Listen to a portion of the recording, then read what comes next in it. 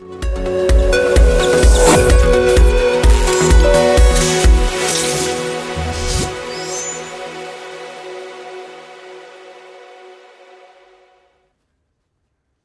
pessoal, estamos dando início ao nosso curso específico de matemática, objetivando principalmente a segunda fase da Federal e a prova da UPE também, por subsequência. Tranquilo?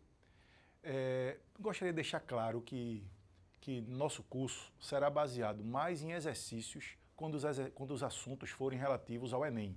Então, quer dizer, os assuntos comuns ao Enem serão feitos só com revisão de exercícios. Porém, os assuntos que são específicos da segunda fase, nós teremos uma revisão teórica para poder fazer exercícios. Tudo bem? Então, assim, por exemplo, vamos dar início hoje com nossa aula de conjuntos, que é o primeiro assunto que tem no curso do Enem. Conclusão, vamos fazer aqui exercícios que foram da Federal, da UPE, principalmente dos últimos anos. E aí a gente faz essa revisão, aprofundando esses assuntos e dando continuidade depois dos outros assuntos. Quando chegar nos assuntos referentes à segunda fase, especificamente, aí a gente dá uma revisada teórica. Tudo bem? Sejam bem-vindos ao nosso curso. Vamos dar início, ok? Primeira questão sobre conjuntos numéricos. Vamos dar uma olhadinha na questão aqui. Foi da Federal, certo? UFPS CTG 2012. Analise a veracidade das afirmações seguintes sobre propriedades aritméticas dos números. Então, vamos analisar, verdadeiro ou falso. Item 0. Se n é um número natural, então o número n multiplicado por n mais 1 multiplicado por 2n mais 1 é um natural par. Veja bem, quando é que um número é par? Quando ele é múltiplo de 2. Ele é par quando é múltiplo de 2. Ou seja, quando na sua fatoração, quando você transforma num produto, aparece o fator 2. Concorda? E quando é que aparece um fator 2? Quando na sua fatoração existe um número par. Então, por exemplo, 5 vezes 7 não é um número par, porque 5 e 7 são fatores ímpares, não aparece o fator 2. Agora, 5 vezes 7 vezes 16 é par, porque 16 tem um fator par, 16 é par. Então, quando um produto possui um fator par, aquele resultado daquele produto é par. Tranquilo? Então, esse item 0 a gente vai fazer da seguinte forma. Vem cá. Quando você multiplica n, item 0, ok? N por n mais 1 por 2n mais 1. Então, veja bem, se n for ímpar, n mais 1 é par. E se n for par, n mais 1 é ímpar. Concorda comigo? Mas sempre um dos dois é par. Então, se nesse produto eu tenho certeza absoluta que n é par, ou então n mais 1 é par, com certeza esse produto é par. Então, n pode ser o número natural que você quiser. 0, 1, 2, você quiser. Se n for par, já está estabelecido que esse produto é par. Mas se n for ímpar, n mais 1, que é o próximo, é par. Então, nesse produto tem um fator par de qualquer jeito. Então, se esse produto sempre tem um fator par, quer dizer que esse produto é um número natural par. Então, o item 0 é verdadeiro. Tudo bem, pessoal? Tranquilo? Item 0, verdadeiro. Se no produto aparecer um número par, produto de números naturais, se aparecer um número par nesse produto, o produto já é par. Item 1. Veja bem. Se A e B são números reais e A menos B maior que 0, olha aqui, A menos B maior que 0. Eu podia dizer que A é maior que B. Não é a mesma coisa? Então, A quarta menos B a quarta é maior que 0. Eu quero saber que se isso aqui acontece, então A quarta menos B a quarta tem que ser maior que 0, que é a mesma coisa de perguntar se A quarta é maior que B a quarta. Então, veja, o que é que eu estou querendo saber? Se A é maior que B, quando eu elevar a A quarta, vai ser maior que B a quarta? Rapaz, isso é uma casca de banana terrível. Não vou nem chamar de casca de banana. Um aluno distraído, ele vai achar que é óbvio que se A é maior que B, A quarta é maior que B a quarta. mas tem que ter cuidado. Você deveria saber que quando você eleva um número a um expoente par, se ele for negativo, quando eleva um expoente par, se torna positivo. Então, eu vou matar essa questão com um chamado contra-exemplo. Então, toda vez que você estiver analisando, isso é muito importante. Deixa eu até aparecer aqui para você. Toda vez que você estiver analisando um item para saber se ele é verdadeiro ou falso, se você encontrar um exemplo que deixe aquilo verdadeiro, não quer dizer que aquilo é verdadeiro sempre. Você só achou que ele é verdadeiro para aquele exemplo que você inventou. Mas se você arrumar um exemplo que mostre que aquilo é falso, aquilo é falso. A gente chama isso de contra-exemplo. Então, por exemplo, se eu encontrar ali um A e um B, em que A é maior que B, mas quando eu elevar a quarta não for maior que B a quarta, eu arrumei um contra-exemplo e já provei que aquilo é falso. Deu para entender? Deixa eu mostrar aqui, vem cá. Primeiro eu vou fazer o seguinte, só para mostrar para você. Eu sei que 3 é maior que 2. Se eu fizer 3 à quarta, é maior que 2 à quarta. Isso é verdade, certo? 3 à quarta é 81, 2 à quarta é 16. Mas isso não prova que este item é verdadeiro. Isso prova que isso é verdadeiro para 3 e 2.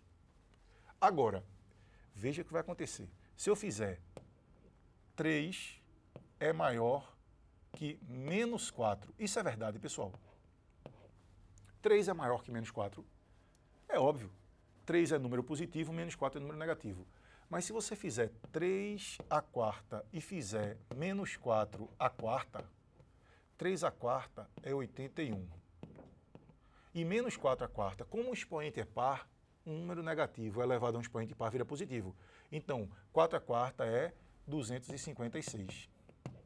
E pode ver que nesse caso aqui, 3 é maior que menos 4, mas 3 à quarta é menor que menos 4 à quarta. Então, acabei de inventar arrumar um contra-exemplo, mostrando que se A é maior que B, não pode dizer com certeza que A quarta é maior que B a quarta. Então, se A menos B é positivo, é maior que zero, não podemos afirmar que A quarta menos B a quarta é maior que zero. Então, este item 1 é falso. Quer dizer, nesse item 1, a pessoa tem que ter uma visão da análise de números. Então, isso é mais questão de experiência. Com certeza, se você andou estudando por aí, você deve ter visto alguma questão desse estilo. Então, é bom prestar atenção nesse detalhe. Não é só a quarta, não. Ao quadrado, a quarta, a sexta, qualquer expoente par. Você pode ter um número maior, mas quando você leva um expoente par, ele se torna menor. Isso acontece quando você tem um positivo e um negativo. E esse negativo em módulo é maior. 3 e menos 4. Beleza? Porque 3 é maior que menos 4.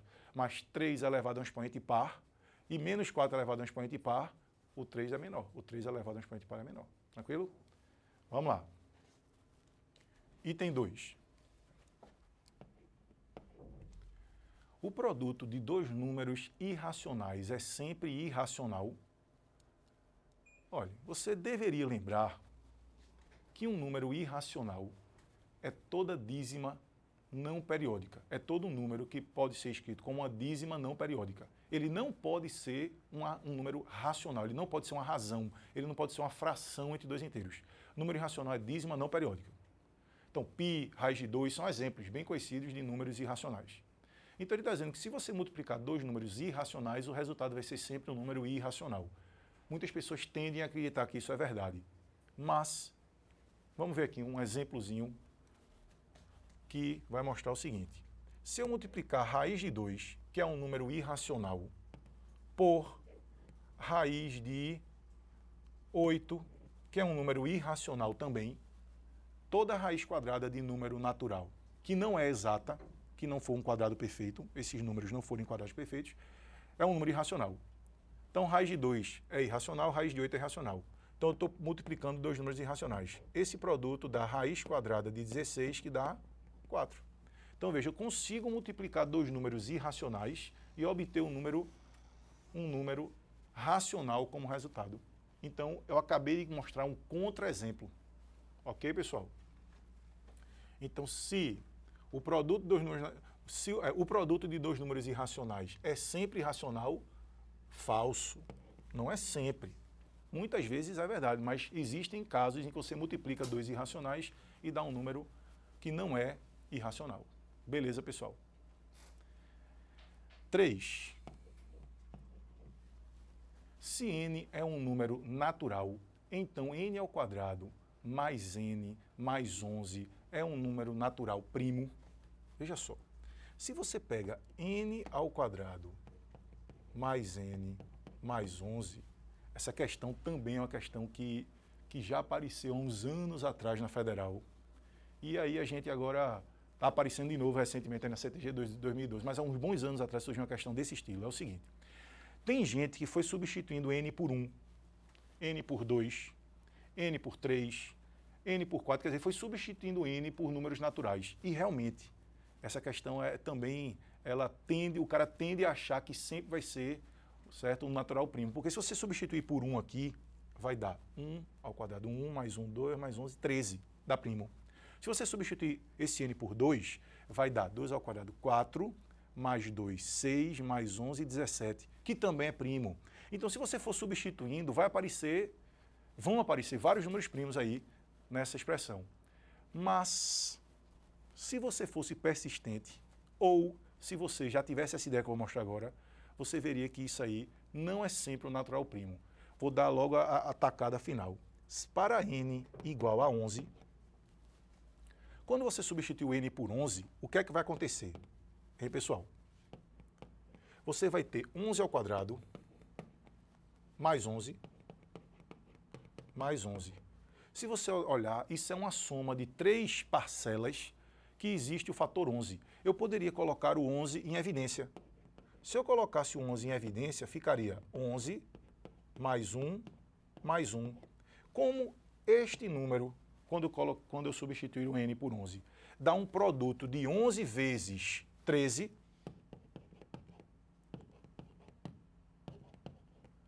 isso é só uma opção. Você podia fazer, pessoal, 11 ao quadrado mais 11 mais 11, tudo bem. Eu só quis mostrar aqui. Eu podia prever isso sem fazer essa conta, mostrando que nessas parcelas, todos eles têm o fator 11. Então, com certeza, quando eu substituir n por 11, esse número vai ser múltiplo de 11.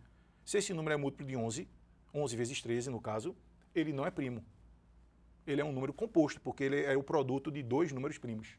Então, se n é um número natural, então n ao quadrado mais n mais 11 é um natural primo, não obrigatoriamente. Mas, como eu falei, se o cara não prestar muita atenção, escorrega nessa questão. Porque se você for substituindo por 1, por 2, por 3, até 10 vai dar sempre primo. Mas, quando você coloca o 11, esse número não é mais primo. Ok, galera. Conclusão, esse item é falso. Tudo bem? E o item 4 diz o seguinte: a soma de um número racional com um número irracional é sempre um número irracional. Veja bem, pessoal, para fazer isso aqui eu vou dar uma apagadinha, um momentinho, pronto. Só falta o item 4 agora. Então, o que é que acontece aqui? A soma de um número racional com um número irracional é sempre um número irracional. Ele está dizendo o seguinte: se eu somar R com I, quer dizer, um número racional com um número irracional, eu quero saber se isso aqui vai ser sempre um outro número irracional qualquer. Olhe, realmente, a soma é verdade. Por quê? Todo número irracional é uma dízima não periódica. Não tem como você somar com um racional, que ou é um decimal exato ou é uma dízima periódica, de forma a acabar com a irracionalidade dele, que é exatamente esta dízima não periódica, não há repetição. Então, isso é bom você saber mesmo, que a soma de um racional com um irracional é sempre um número irracional. Um outro irracional, obviamente, e 2, vamos chamar de 2. Agora, então, esse item de cara já é o quê? Verdadeiro. A soma de um racional com um irracional é sempre irracional. Então, eu já vou estender logo, que a soma é verdade. Então, se eu fizer assim, deixa eu até escrever isso aqui mais bonitinho, pessoal. Escrevendo mais bonitinho. A soma de um racional R com irracional pertence ao conjunto dos irracionais. Beleza ou não? A subtração também pertence ao conjunto dos irracionais. Isso é verdade. Agora, cuidado. O produto de um racional com um irracional, aí eu não posso afirmar que é sempre irracional, não. Isso é verdade. Esse produto pertence aos irracionais se esse racional for diferente de zero. Porque você compreende, se você fizer 0 vezes um irracional, dá zero. Não é irracional, é racional. Então, existe essa exceção. O produto de um racional por um irracional não é sempre irracional. Quase sempre é. A exceção é quando R é zero. Tudo bem? E mesma coisa serve para a divisão de um racional com irracional. Essa divisão normalmente é um número irracional. Isso aqui normalmente é irracional, mas só é verdade se R for diferente de zero, pelo mesmo motivo. Porque se R for zero, zero dividido por qualquer número daria zero. E não seria irracional. Então a soma de racional com irracional e a diferença de racional com irracional é sempre um número irracional. Agora o produto e o quociente só se R for diferente de zero. Deu para entender? Para estender esse item para qualquer opção. Mas nesse caso a soma é verdadeira. Tranquilo, pessoal? Então, quer dizer, uma questãozinha com 5 itenzinhos veio F, e você veja que, assim, não é uma questão muito demorada, mas para você analisar cada item, você perde um certo tempo. Ok, galera? Um abraço. Até amanhã, viu? Outras questões de conjuntos para a gente trabalhar. Até mais.